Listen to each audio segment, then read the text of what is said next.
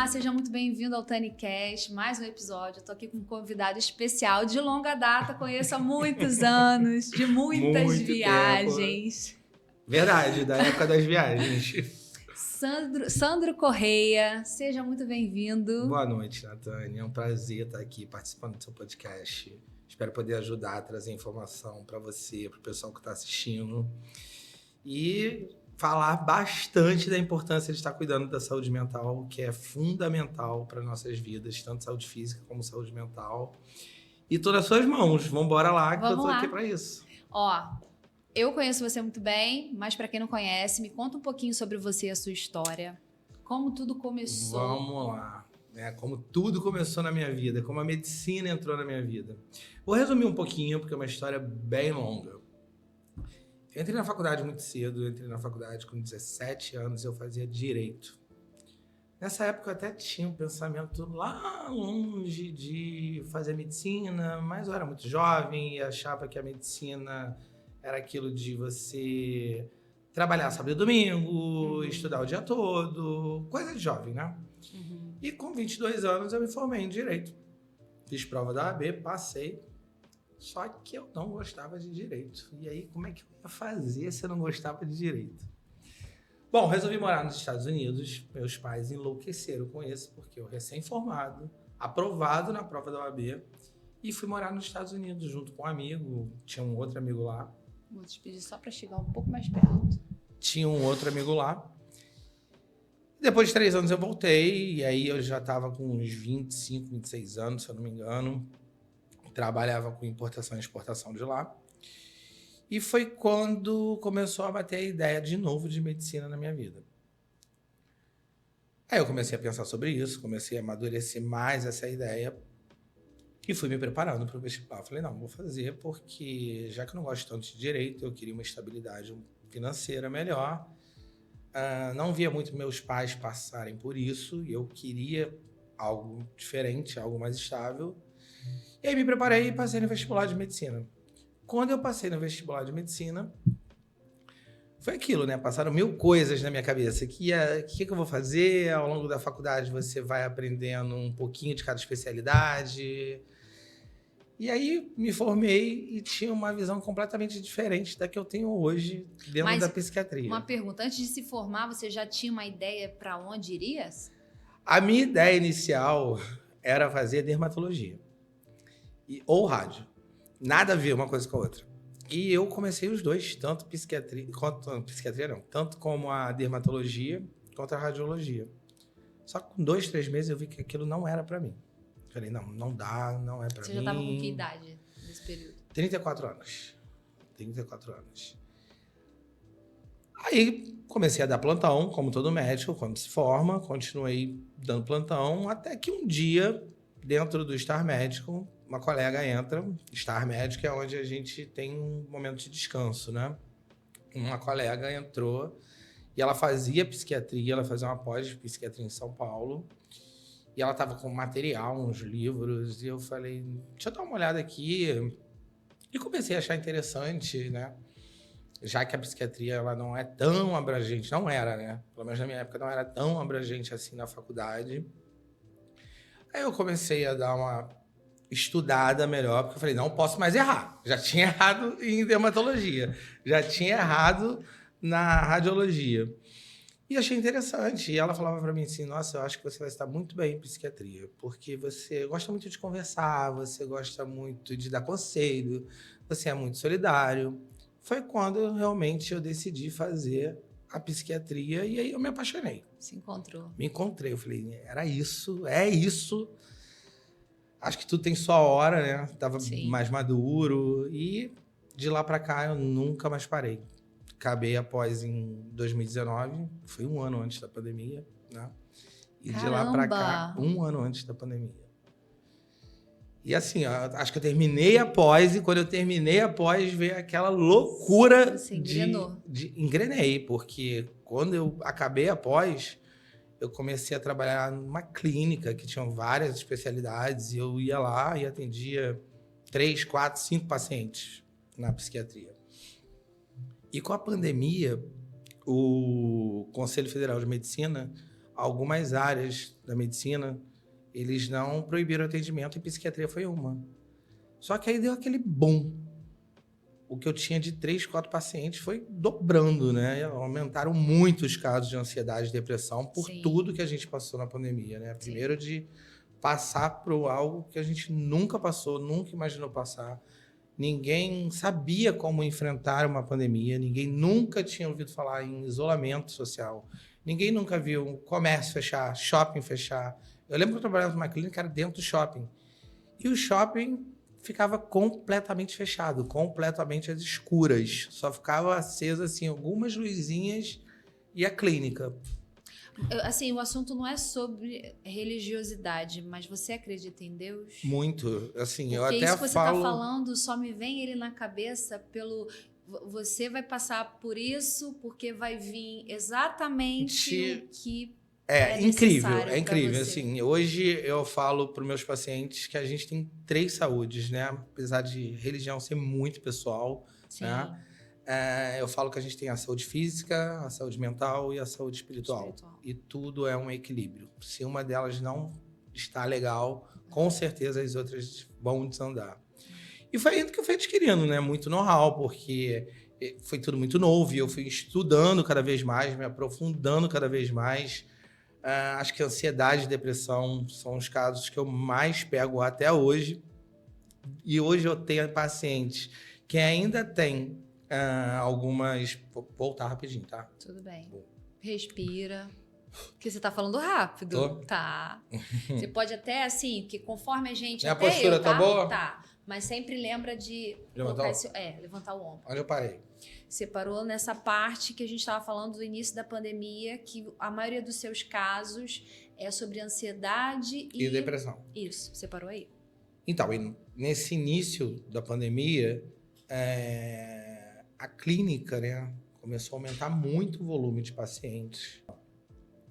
Então, quando a gente viu aquilo de fechar comércio, isolamento social, você não poder ter contato com a sua família, com os seus amigos, foram aumentando muitos casos de transtornos psiquiátricos, principalmente os transtornos emocionais de ansiedade e depressão. E eu fui estudando, obviamente, me aprimorando sobre isso. Até hoje, existem pacientes que chegam para mim onde eles somatizaram muito durante essa época da pandemia. Talvez não buscaram a ajuda que deveriam ter buscado. Chegam para mim até um pouco mais somatizados do que se tivesse buscado a ajuda na época correta. E daí começou. Daí eu fui deslanchando e hoje eu estou atendendo em 3 lugares, né? Que é aqui em Nova Iguaçu, atendo na Vila da Penha, onde eu tenho o maior número de pacientes. E online também, que começou com a pandemia e hoje também é uma que permanece bastante. A procura também é gigantesca no online, até pela facilidade. E que expande o seu território. Exatamente. Expande meu território, facilita a adesão ao tratamento, porque você pode fazer no intervalo de um almoço, do seu trabalho, você pode fazer à noite, quando você sai do trabalho. Então, você não fica tão limitado eu não posso ir ao seu consultório dentro de um horário útil porque eu estou trabalhando. Enfim, isso é muito bom, né? Porque você acaba levando mais ainda o acesso à saúde mental aos pacientes que realmente necessitam. Quanto tempo leva a sua consulta? Então, Natane, isso é uma pergunta que, inclusive, eu subi no Instagram de quanto tempo leva a minha consulta. Geralmente, os pacientes não me perguntam consulta, eles perguntam quanto tempo leva a minha sessão. Porque ainda há uma confusão entre o psiquiatra e o psicólogo, né? E o psiquiatra é o médico que estudou, que pode prescrever medicação. E o psicólogo não. O psicólogo é aquele em que você vai conversar com ele, bater um papo com ele. Não que eu não vá fazer, tá? Essa conversa. Mas ele é a parte da psicoterapia. E eu, geralmente, vou prescrever a medicação. Então, eu costumo dizer que cada paciente é único.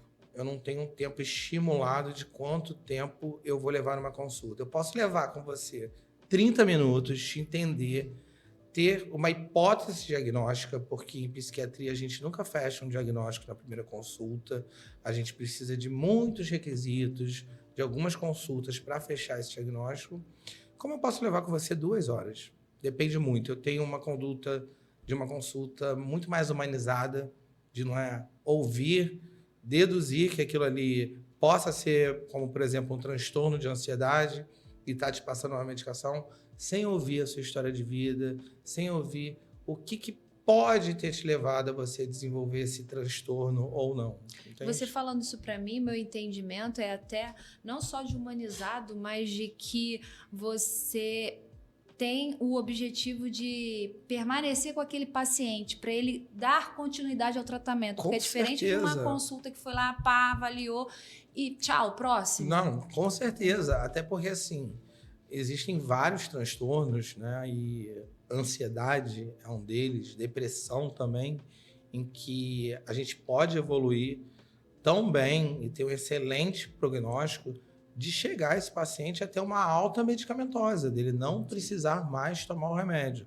Claro que isso não é uma tarefa fácil, isso não é válido para todos os pacientes, cada caso é um caso, mas assim, acho que quando eu estou mais realizado é quando eu falo para o meu paciente, olha, hoje você está de alta medicamentosa. A gente tem um processo de desmame e tudo isso, mas dar alta para um paciente é uma satisfação muito grande e eu tenho um feedback muito bacana dos meus pacientes em relação a estar bem, de estar se sentindo melhor, de falar que eu transformei a vida deles e que hoje eles estão sem medicação, que eles estão dormindo sem medicação. Isso é muito bacana.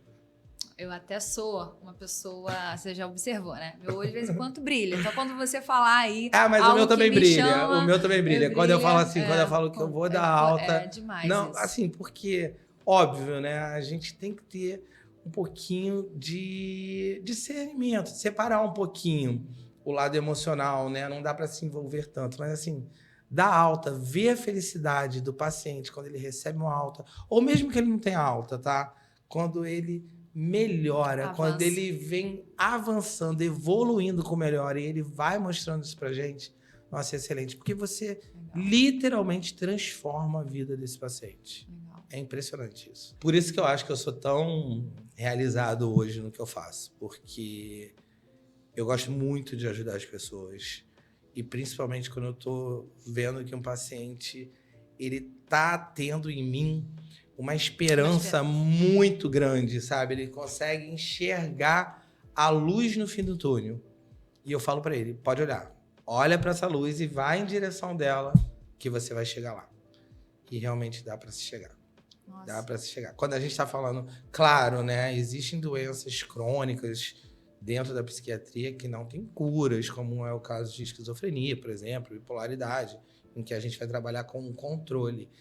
Mas esses transtornos emocionais mais voltados para ansiedade, pânico, depressão, a gente também não vai falar cura, vai falar controle, mas é um controle em que a gente consegue dar qualidade de vida e automedicamentosa para o paciente. Você falando isso, tem uma pergunta assim, quais são os sinais que a pessoa apresenta quando está emocionalmente esgotada? Bom, vamos lá. Uma pessoa emocionalmente esgotada, a gente nem sempre vai perceber porque as pessoas elas seguram muito essa sensação de não demonstrar que está emocionalmente esgotada. Porque hoje em dia há uma cobrança da sociedade em que você tem que ser forte o tempo todo, né? Só que isso é uma balela, né? Você, quando se sente esgotado emocionalmente, a sua mente vai falar pro seu corpo e você com certeza vai sentir isso. Mas você vai ver a pessoa que ela tem um medo mais exagerado, mais desproporcional, ela vai fazer crises, ela vai ficar mais irritada, ela vai apresentar uma irritabilidade maior, ela vai diminuir o poder de atenção e concentração. E acima de tudo, né? Começar a perder o interesse sobre as coisas que ela fazia no cotidiano dela. E assim, isso acaba hoje se confundindo ou todo mundo está indo por esse caminho? Porque hoje com a internet, que ela tanto tem o seu lado do bem... Positivo como negativo, mal, exatamente. Exato. E assim, pro lado do mal, que aí gera mais essa ansiedade, por exemplo. Porque você fala vários pontos aí que eu me encontro. Por que eu tô fazendo essa pergunta? Porque a pessoa que tá assistindo... Quando eu fazia psiquiatria, todo transtorno novo que eu aprendi, eu falava, não, eu tenho... Esse aí eu tenho. Eu tenho certeza que eu tenho esse aí. Isso é muito comum, isso acontece. E aí quem tá assistindo vai falar assim, mas eu tenho isso, acontece isso, Nossa, isso TDAH e outro, então, meu Deus do céu. Todo mundo hoje em dia tem TDAH. Mas a gente vai parar E de aí... romantizar um pouquinho esse TDAH, mas fala. Mas aí, assim, como que... Aí eu tô indo para um lado um pouquinho mais profundo, você não precisa ser tão profundo a isso, porque aí eu sei que isso já é uma questão mais de pessoal de um atendimento para quem tá ouvindo, assim, de pensar assim, caramba, eu tenho todos esses, será que eu devo ir no psiquiatra? Qual o momento de ir ao psiquiatra? Independente de que, como você mesmo falou, antigamente tinha aquela visão de que era era um médico para maluco, e não tem nada a ver. Não tem nada a ver. Mas qual o momento? Eu acho que o principal momento é quando você está sentindo uma emoção muito exacerbada, seja ela qual for, né? Por quê? O que é uma emoção, Natane? Uma emoção é uma resposta automática que a nossa mente e cérebro vai dar diante de qualquer situação, diante de qualquer ocasião, diante de qualquer estímulo que gere um fator de estresse emocional. Como é que é essa resposta? Olha, Natane, você está muito bem no seu ramo, você fechou o contrato que você queria muito, você teve a sua filha linda, maravilhosa, ela está indo muito bem nos estudos, você vai ficar feliz. Tem como a sua mente ficar triste com uma situação dessa? Não. Não tem. Automático. Mas tem o contrário, né? Quando a gente passa por um luto, por uma separação, por uma perda financeira, a gente fica triste. Já viu alguém passar por um luto e falar assim, calma aí que eu vou ficar triste semana que vem? Hoje eu não quero ficar triste. Não tem como. Não. Ansiedade. Ansiedade é aquele sentimento de medo, dúvida, expectativa, completamente natural, né? É aquela sensação de alerta que vai nos preparar para uma situação, mesmo que a gente não se adapte a essa situação. Então, a ansiedade, ela faz parte da nossa essência e nos ajuda na nossa sobrevivência. Sim. Então, o momento de procurar o psiquiatra é quando eu tenho alguma emoção muito exacerbada e ela começa a causar dano, prejuízo no nosso dia a dia e principalmente sofrimento. Tá? Aumenta muito uma emoção, a gente fica muito angustiado, muito agoniado, com muito medo, muita insegurança. E mente e corpo, eles se conectam. Sim. Mente sã, corpo são. A mente vai dar sinais para o seu corpo que não está legal. E quando a mente não está legal, a gente começa a ter crises, como taquicardia, falta de ar, dor de barriga, prurido, que são coceiras, sudorese. Então, acho que o principal momento de você procurar aí um psiquiatra é quando essas emoções estão tão acerbadas que elas vão trazer todo esse sofrimento, né? E muitos pacientes postergam muito isso. Por que postergam muito isso? Porque acham que é só uma fase que vai passar. Tanto que quando chega, já chega geralmente um pouquinho mais avançado pra gente. Caramba, interessante. Interessante. Gostei dessa parte. Eu tô falando interessante, que é justamente... Amei essa parte que ele falou. Essa parte que você falou é muito importante, tá? Você falou sobre o seja forte. Eu queria enfatizar, porque eu achei muito legal. Seja forte, né? Aguenta, seja forte, vai lá, você vai conseguir, né? Sempre. As pessoas, muitas das vezes, elas falam para você seja forte no intuito de te ajudar, de te encorajar. Mas a gente tem que ter muito cuidado com esse seja forte. Por quê? Porque ninguém quer demonstrar fraqueza, né? E muitas das vezes você está mascarando um sentimento com esse seja forte, quando que eu acho que ser forte hoje em dia não é você não demonstrar fraqueza, é ter coragem de pedir ajuda, né? Uhum. Porque o ser forte o tempo todo, ele com certeza ele vai aumentar o seu transtorno emocional. A gente está falando aqui de ansiedade. Então, ser forte o tempo todo, você achar que vai dar conta o tempo todo, isso vai aumentar a ansiedade. Natane, hoje a gente não tem o menor controle da mensagem que vai chegar no celular. Quantas mensagens a gente recebe por aí? Sim. De empresa oferecendo serviço? É menor controle. Então, o ansioso, ele quer dar conta de tudo. Ele acha que ele pode dar conta de tudo. A mente ansiosa, ela acha que pode dar conta de tudo. Então, eu vivi e as pessoas, isso. e as pessoas encorajam com essa frase, né? Seja forte. E não é, eu acho que seja forte, ser forte, não demonstrar fraqueza. E se não, e se procurar ajuda, que procurar ajuda é um ato de coragem. Você falando isso, eu vivi isso um pouco antes da pandemia. Eu engravidei final de 2000 e... Não, eu engravidei em 2019. No final de 2019 que eu tive a Vitória. Nesse período da gravidez até o pós-parto, eu trabalhava como agente de viagens. Eu lembro. E esse período foi muito punk pra mim, porque eu tive momentos com um passageiro com problema na viagem e eu tendo que resolver exatamente essa palavra que você falou assim, nossa, eu tenho que dar conta. E quando eu estava no pós-parto amamentando, um bilhete não estava sendo emitido, já estava na hora do mamar e minha filha chorando. E é um Coisas período assim, perigoso, né? Porque total. da depressão pós-parto. Então, e eu não parei. Eu ali, não sei, mas eu tô frisando isso porque quando você falou justamente o lance de dar um tilt, ali eu dei um tilt. Quando veio a pandemia, Sandro, foi o respiro para mim. A minha filha estava com 3 meses de vida. As viagens, né? Todos os aeroportos fechados. Eu pude desligar meu celular. Eu senti uma paz tão grande, você não faz ideia. Eu amava o que eu fazia. Né? Eu entendo. Mas eu descobri amor no que eu faço hoje. É óbvio. Mas ali eu falei, não, eu quero poder dormir à noite. Porque eu era aquela pessoa que se você tivesse em qualquer lugar... Tá bom, chegou? O que aconteceu? Eu tava ali ligada no 220.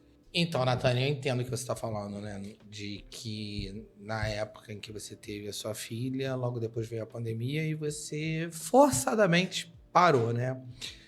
Porque admitir que não tá bem, como eu falei, é um ato de coragem, mas a gente precisa parar realmente, a gente precisa respirar, a gente precisa dar um tempo. Porque quanto mais a gente luta contra isso, mais a gente somatiza.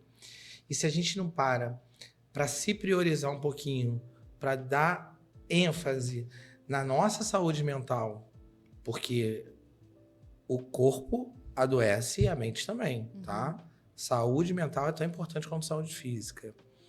Isso só vai fazer com que você acumule, somatize. E muitas das vezes, quando você vai buscar ajuda, já está num estágio muito avançado. Então, assim, parar, respirar, admitir que precisa de ajuda, que você não precisa ser forte o tempo todo, é um ato de coragem. Você falando isso, parece que a pandemia ela foi o momento que eu me libertei para poder parar.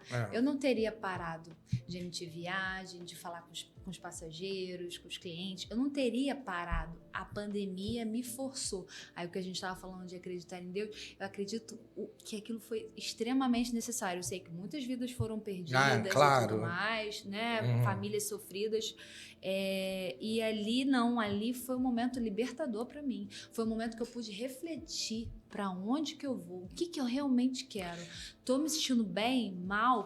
Não, tá sendo muito legal esse papo aqui com você, porque tá me fazendo até ter uma consulta aqui, uma análise aqui, uma sessão. Não é sessão, eu sei, tô brincando.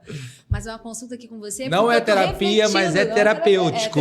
É terapêutico. Total, mas porque terapêutico. você tá me fazendo, tudo que você tá falando, você tá me fazendo refletir todos os momentos.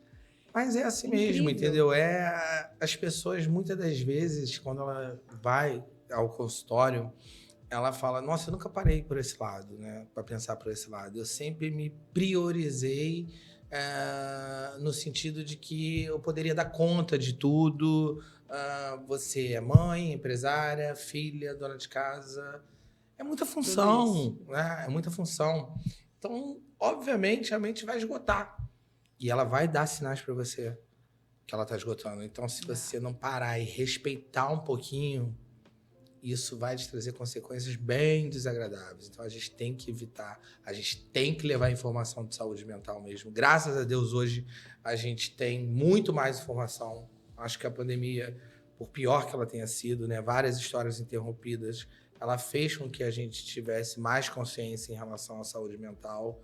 Mas a gente ainda falta muito para quebrar alguns tabus, porque não é fácil, tá? Não é frescura, não é mimimi. Quer falar sobre não alguns? é falta de Deus. Sobre alguns Os tabus o que tá não, mais claro, difícil? assim, quando eu digo tabus é porque eu ainda tenho alguns pacientes, obviamente que são pacientes já mais de uma idade um pouquinho mais avançada, onde não se falava tanto de saúde mental, mas eu tenho pacientes que chegam no consultório ainda falando, o senhor é médico de maluco, vai me passar remédio, tá?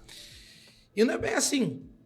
Eu nem sei se eu vou te passar remédio. Primeiro eu tenho que entender a sua história. Porque tem a visão de que o psiquiatra, ele só trata de maluco. Bom, maluco não existe, né? Existem algumas pessoas que têm uns transtornos crônicos, que precisam de medicações, que eles fazem fuga da realidade, tem episódios de crises psicóticas e que realmente, bem antigamente, esses pacientes eram vistos e chamados erroneamente de malucos. Porque esses pacientes, eles faziam muitas crises psicóticas, eles não estavam medicamentados e acabavam tendo que chamar SAMU, bombeiro, conter esse paciente. E aí criou-se essa visão, né? O psiquiatra é médico de maluco. Hoje não. Hoje isso diminuiu bastante. Ainda tem um pouquinho, mas diminuiu bastante. E eu te garanto, Nathani, 90% dos pacientes que entram no meu consultório, eles não têm nenhum tipo de transtorno nesse lado mais comportamental. 90% são de tratamento, distúrbio psiquiátrico a nível emocional, como ansiedade e depressão. Legal isso aí. Muito legal isso aí. Porque agora, vamos lá. Eu queria que você falasse daquele ponto sobre você. Eita. Queria que você falasse sobre você, porque você até já colocou na sua rede social sobre isso. E queria que você falasse mais. Como que foi para você estar na cadeira? Como certa? paciente. Sim, vai lá. Bom, eu nunca deixei de acreditar que existia o transtorno de ansiedade, até porque fiz medicina, sou médico, mas eu achava que isso nunca aconteceria comigo, né? Apesar de sempre me considerar um pouquinho ansioso, desde criança, eu queria muito correr para ver o Papai Noel, queria muito que chegasse meu aniversário, que chegasse aquela festinha, aquela viagem, mas o transtorno de ansiedade... E depois eu vou te explicar um pouquinho, tá? A diferença do transtorno de ansiedade para a ansiedade. Eu achei que eu não fosse passar por isso. E talvez eu tenha tentado ser muito forte, principalmente na época que deu um boom de paciente, né? Onde eu aprendi todo esse know-how na psiquiatria.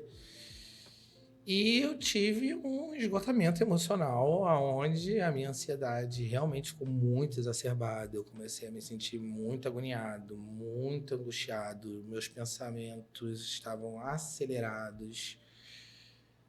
Eu tive insônia.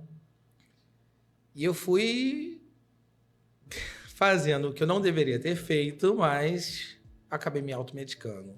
Poxa, sou psiquiatra, né? Sabia quais medicações poderiam ter me ajudado na época. Só que não deu certo.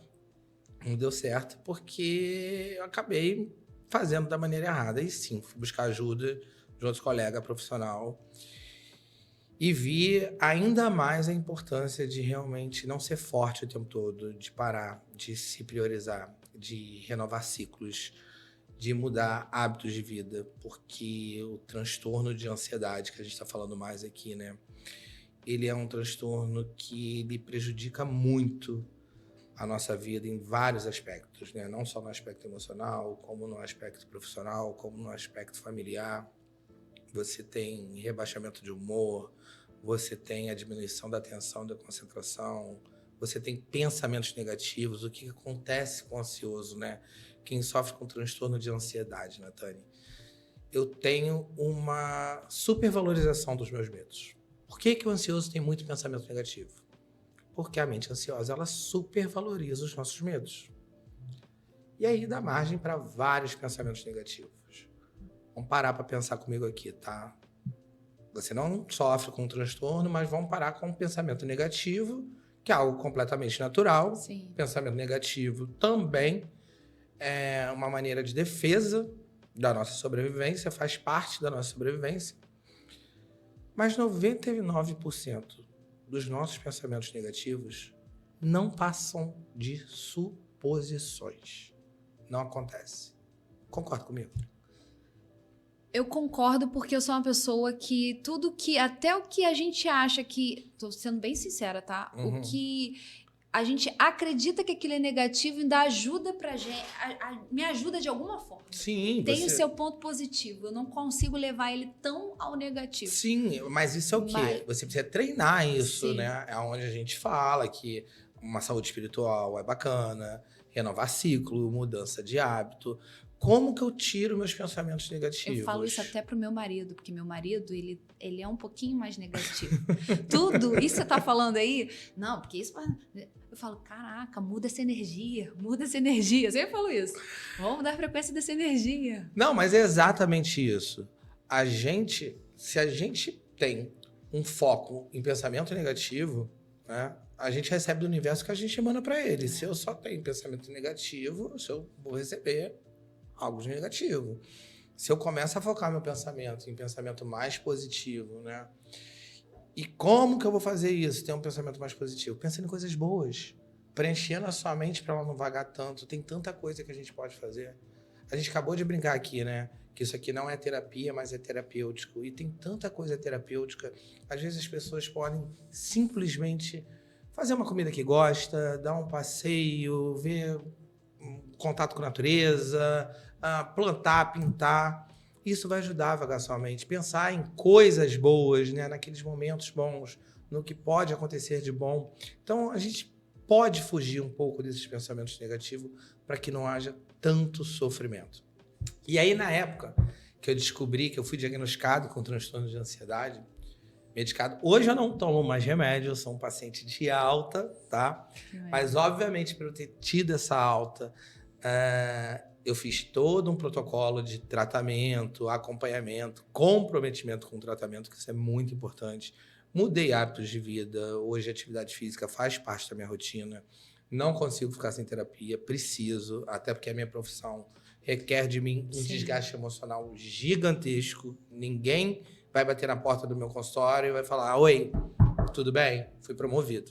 Não acontece isso, né? Então, assim, eu comigo mesmo, né? Toda essa conexão que eu fiz comigo mesmo, mais o tratamento, me ajudou muito. Então, eu entendo o paciente, eu entendo a dor do paciente, eu entendo o sofrimento que ele passa. Porque, para quem está assistindo, mas aí você teve o transtorno de ansiedade, por que me tratar com você? Pelo contrário, aí é que é o melhor dos mundos, porque você passou pela vivência, você esteve do outro lado, você tem mais cuidado, carinho, atenção, você sabe o que ele está sentindo. E até porque eu sou ser humano, né? E o ser humano tem todas as emoções, todas, como eu te expliquei.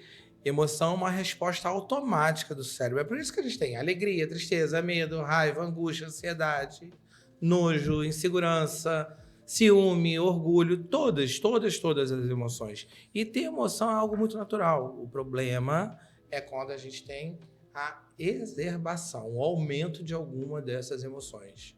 E no meu caso foi a ansiedade, né? E não tratar um transtorno de ansiedade é muito perigoso.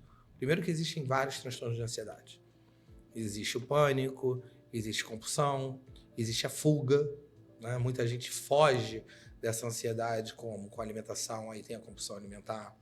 E ninguém, um ansioso vai querer uma salada de alface ou um tomate, não adianta. Né?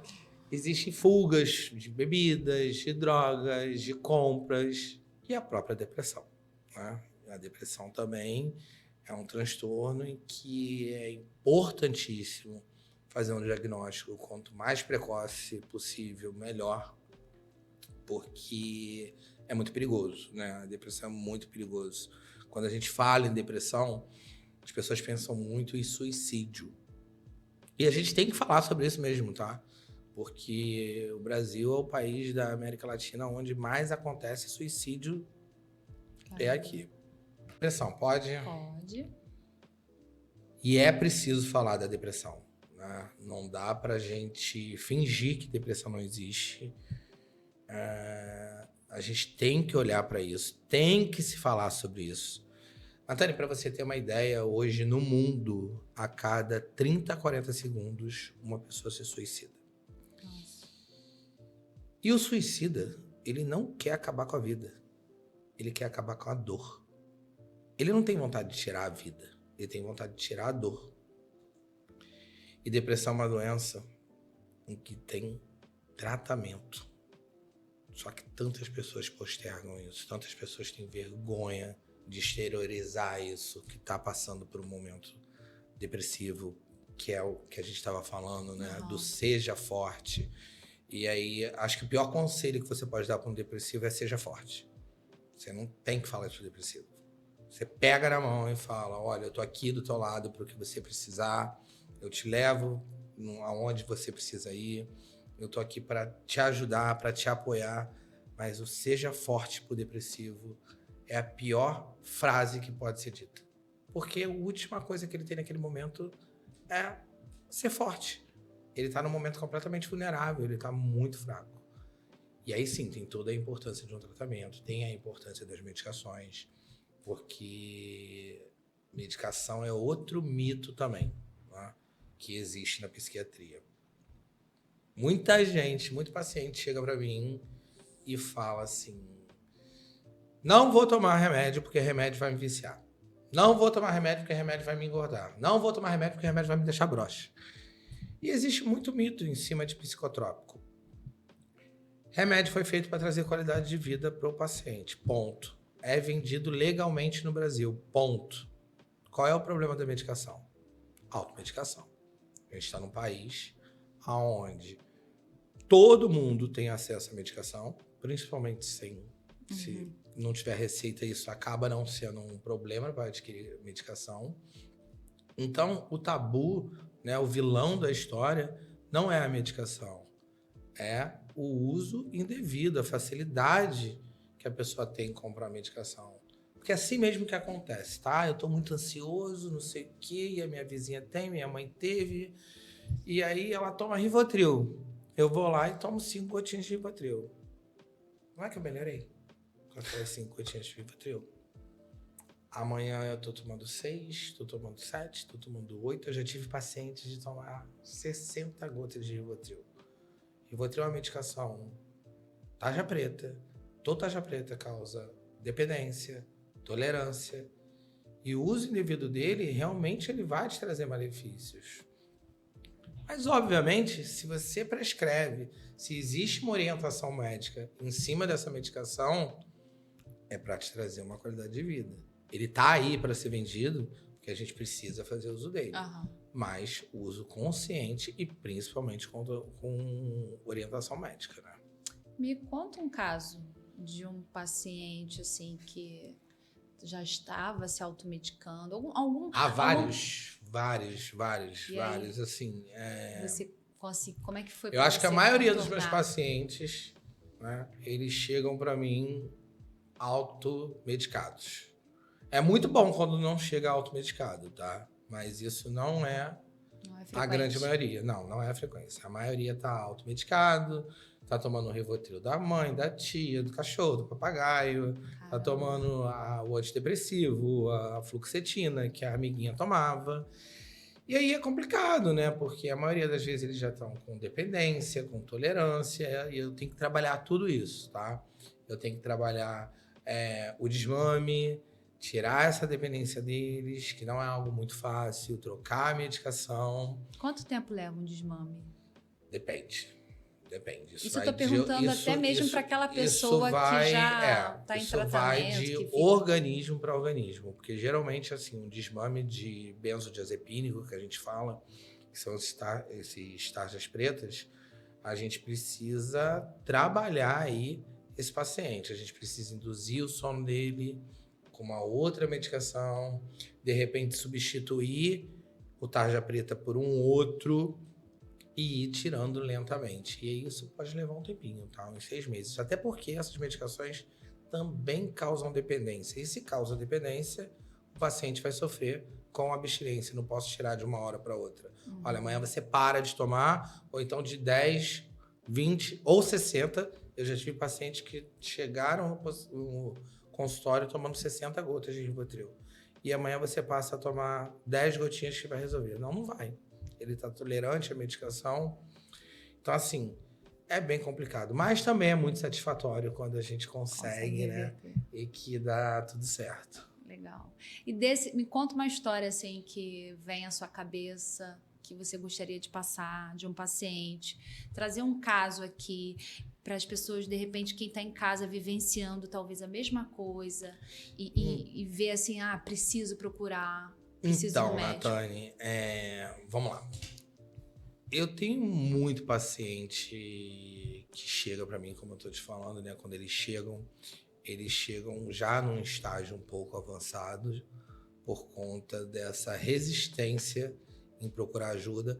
Mas eu me recordo de uma paciente, nem tem tanto tempo, tem, sei lá, uns 4 meses, e que ela perdeu um filho. Ela tem gêmeos, 21 anos, que tinham os filhos. Ela tem 46, se eu não me engano. E ela perdeu um dos filhos gêmeos num acidente de carro, ou seja, de uma forma muito traumática. E ela chegou para mim muito mal, obviamente. Tinham 10 dias que tinha acontecido o acidente. E naquele momento ali, ela precisava realmente de uma medicação, não que fosse uma medicação que fosse causar dependência, né? Mas uma medicação que induzisse ela ao sono, porque ela estava tendo uma dificuldade para dormir. E, obviamente, ela estava passando por um momento de tristeza, né? E tristeza é uma coisa, depressão é outra. A tristeza é algo transitório, como qualquer emoção é algo transitório. O luto, por exemplo, o luto é feito de fases, né? A gente fala que a primeira fase do luto é a fase da negação, você não aceita. Num caso desse, então, você não vai aceitar nunca na vida, nunca na vida.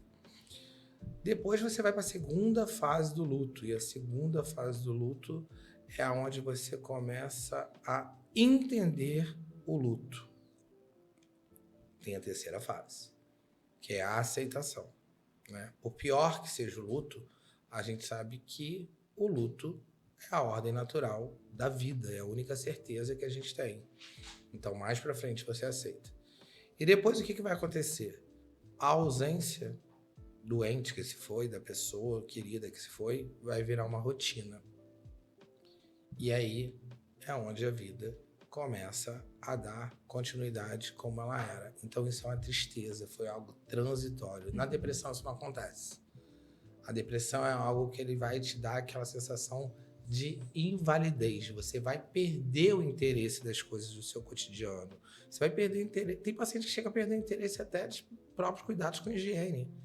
Então, assim, é muito importante você ter uma boa avaliação, uma boa anamnese, para não ter essa confusão, né, de uma emoção que naquele momento ela tá tomando conta de você por conta de uma situação extrema, e fatores externos são muito importantes, né, principalmente para diagnóstico diferencial, e da doença propriamente dita, como a depressão e a ansiedade. Eu falei para você que a ansiedade é algo completamente natural. Sandro, fala para mim, quando que eu sei que a minha ansiedade tá ali? Tá normal ou se eu já tô desenvolvendo aí um transtorno? Excelente pergunta, campeã também. Bom, já te falei aqui que a ansiedade é uma emoção natural do ser humano, que faz parte da nossa essência, é algo fisiológico do ser humano e que faz parte até da nossa sobrevivência. É muito normal a gente ficar ansioso numa véspera de prova, a gente fica ansioso desde criança para ir para a escola, ver Papai Noel, numa véspera de entrevista de emprego. A gente fica ansioso quando o nosso time tá jogando, né? Vitória todo dia chega para mim, mamãe, tá chegando meu aniversário? Eu falei, calma. A gente fica ansioso para ir naquela festinha, para namorar, beijar na boca, casar, ter filho, pagar conta, enfim. Né? Paga a conta? Peraí, isso aí... A ansiedade, ela faz parte do nosso dia a dia. Eu acho que ela é a emoção mais presente na nossa vida. Porém, quando ela está muito exacerbada, Aí a gente tem que olhar para ela com mais cuidado, com mais cautela, que aí sim ela pode estar virando algo patológico, o transtorno de ansiedade. E aí, Natânia, o transtorno de ansiedade ele é caracterizado por preocupações muito excessivas, expectativas apreensivas, sofrimento antecipado, aquela supervalorização de medos que eu te falei. E quando a gente supervaloriza o medo, dá margem para pensamento negativo. A mente ansiosa é uma mente inquieta, é uma mente que ela olha para uma situação e ela vê aquele perigo de uma maneira muito desproporcional ao que ele realmente representa. Ela não vê aquilo ali como algo que possa ser enfrentado e solucionado. Não. Ela vai ver aquilo como um perigo eminente que pode destruir a vida dela. Nossa, Patrick, você pensou em alguém quando ele falou isso? Caramba. Ah, com certeza, né? Nossa. Tem um monte de desconhecido por aí, não, né? mas eu vou levar ela no teu consultório. Com certeza tem um monte Eu de vou desconhecido levar. aí. E aí, não adianta, né? Vai Porque isso está desencadeando até problemas, como você falou, de saúde. de do saúde. Lógico, você corpo. É começa demais. a desencadear a saúde, problemas com a saúde física, não só com a saúde mental. Até porque a mente dando sinais para o corpo, vindo essas crises, pressão aumenta, 18. coração dispara. Pressão a 18. E aí, gente, se é emocional ou não é emocional? Claro que a gente vai ter que examinar, vai ter que descartar, mas o emocional, ele mexe com o nosso físico também. É uma maneira da mente tá mostrando pro seu corpo que, olha, não tô Eu legal. já tenho 2 pacientes. Eu tô precisando pra te de levar. ajuda. Não, é Pode sério. mandar. Não, é Pode sério. mandar. Porque você está falando do exacerbado, não daquela coisa normal. Normal. Não da ansiedade que eu tô aqui, sei lá, de alguma coisa, de me mudar De algo pra que cá. você tá fazendo pela Nossa, primeira vai- vez. Não é esse básico. É o que realmente acaba atrapalhando. Por exemplo, tem gente que acaba atrapalhando o desempenho no trabalho Total. e na relação com a família em casa. Total. Entendeu? Mas o transtorno de ansiedade, ele atrapalha todos os âmbitos da sua vida, como eu te falei. O profissional, o pessoal, o emocional. Ele diminui o poder de atenção e concentração. Tem muita gente que chega achando, eu sou TDAH. Porque tá uma romantização aí no TDAH, né? E isso é papo para outro podcast, o TDAH, porque Legal. é gigantesco. E não é. É a mente ansiosa que está com poder de atenção e concentração diminuído.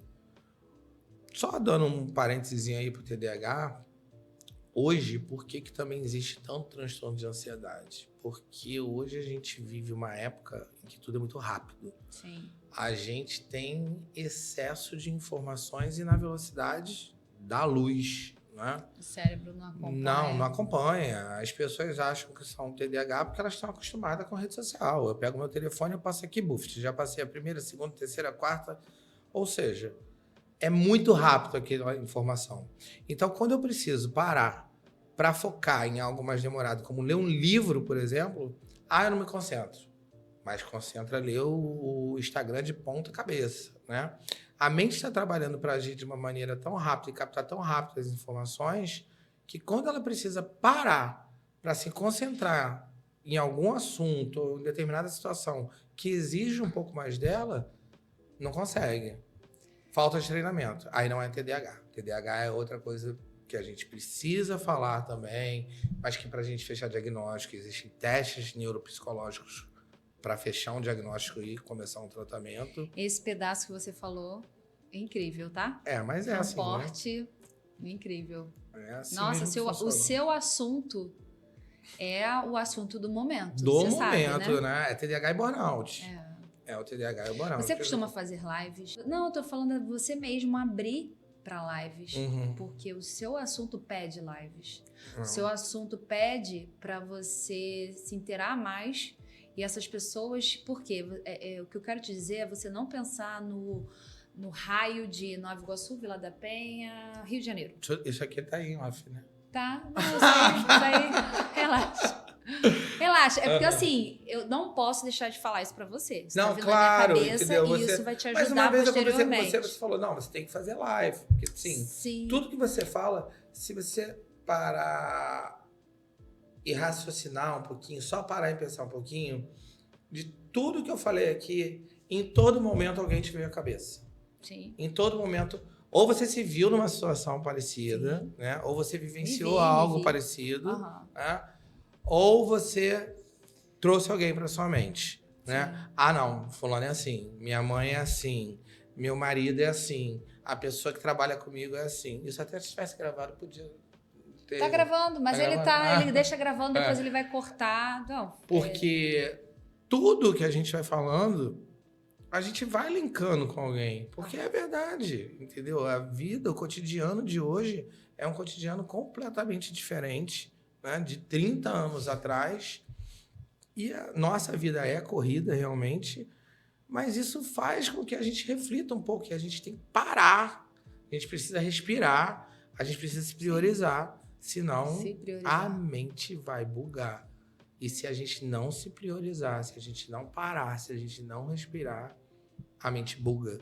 E quando a mente buga, a gente começa a ter os transtornos. E transtornos são doenças. Por isso que eu sempre tô levando, sempre tô priorizando essa informação de que é muito importante cuidar da saúde mental. Você está me convencendo a ir numa consulta. Tô falando sério. A fazer uma avaliação, sério? Não, né? sério. Eu te falei o lance da live porque eu tô gostando tanto que isso era um assunto que era para pelo menos uma vez na semana você tá indo lá e compartilhando. Isso geraria mais conteúdo para você.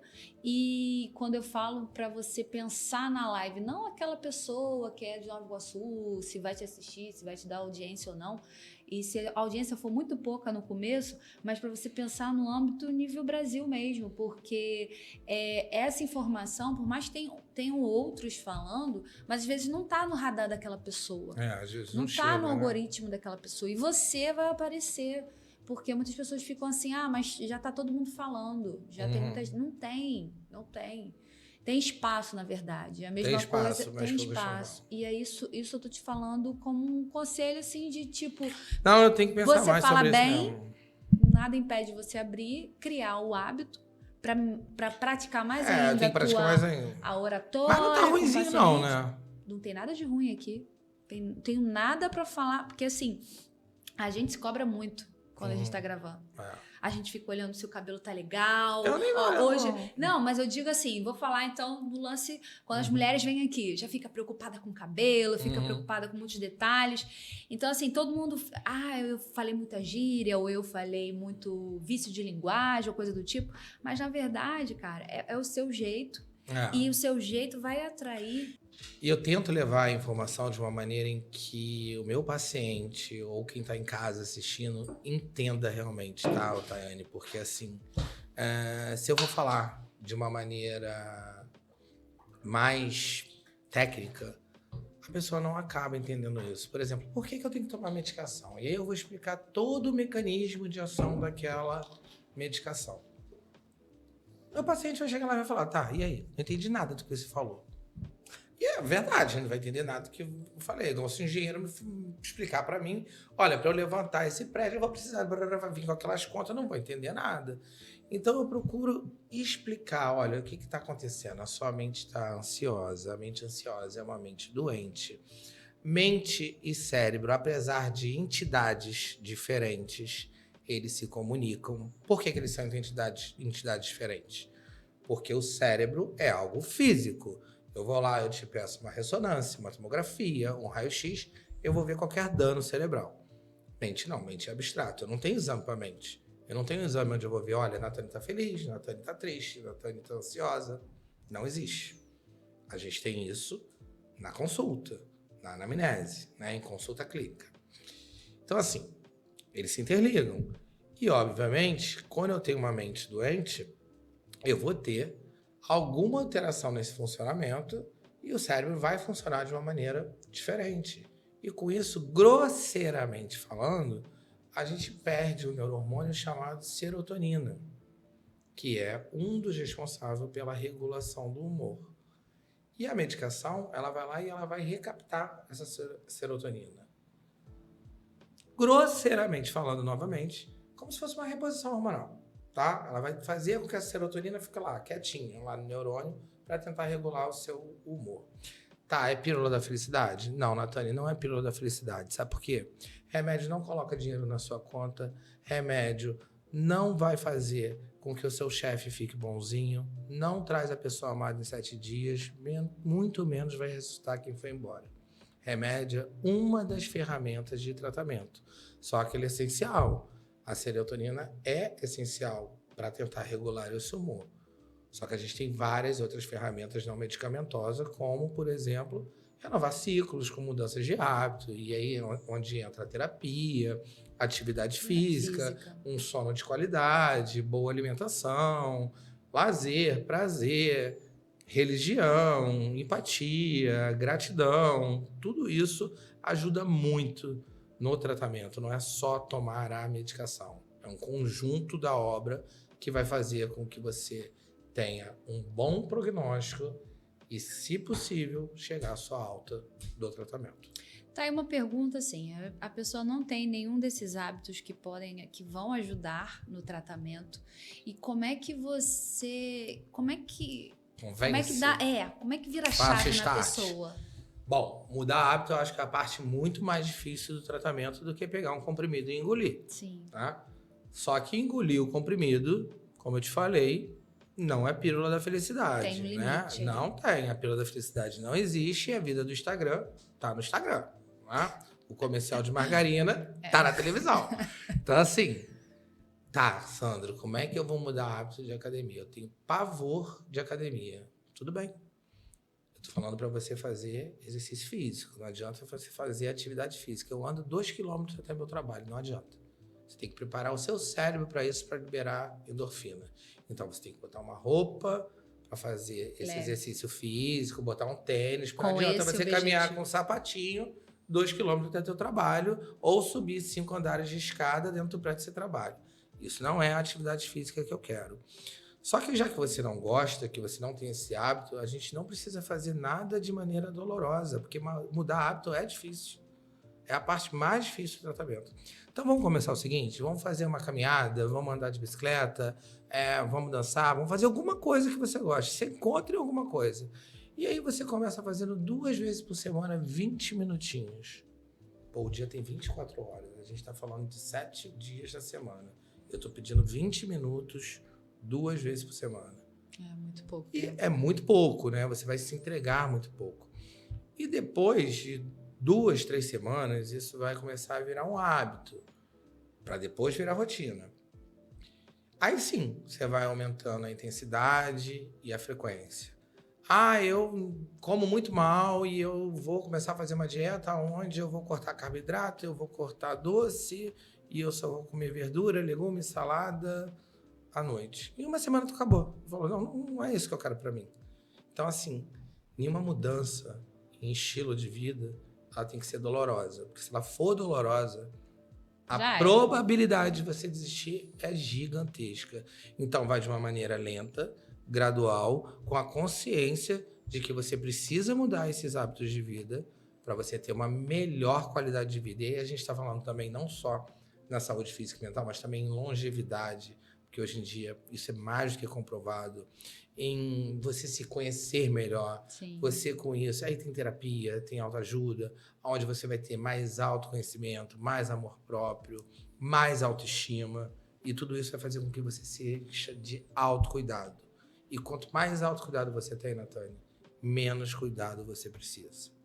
E aí sim, você vai se sentir mais segura, mais autoconfiante, consequentemente, você diminui sua ansiedade. É assim mais ou menos que eu tento passar para eles. Para quem está nos ouvindo, vendo, porque ele também vai para o Spotify. Tá? Uma mensagem, o que você gostaria de falar para aquela pessoa que ouviu até aqui e está começando a acreditar que precisa de uma ajuda? Se priorize. Se olhe para si, em primeiro lugar. Porque eu até comentei isso outro dia. Porque você é a única pessoa responsável pela sua felicidade. Ninguém vai ser responsável pela sua felicidade senão você mesmo. Então, quando você começa a perceber que alguma emoção está começando a trazer dano no seu dia a dia, prejuízo no seu cotidiano, porque você começa a perceber isso. Por mais que você possa achar isso é só uma fase, isso vai passar, você tem essa noção de que algo não está legal. Então não somatize isso não. Busque ajuda. Porque quanto mais cedo você buscar essa ajuda, mais fácil e mais rápido vai ser o seu tratamento. Então o que eu tenho a deixar realmente é se priorize. Você é o verdadeiro amor da sua vida. Se você não se priorizar, ninguém vai se priorizar por você.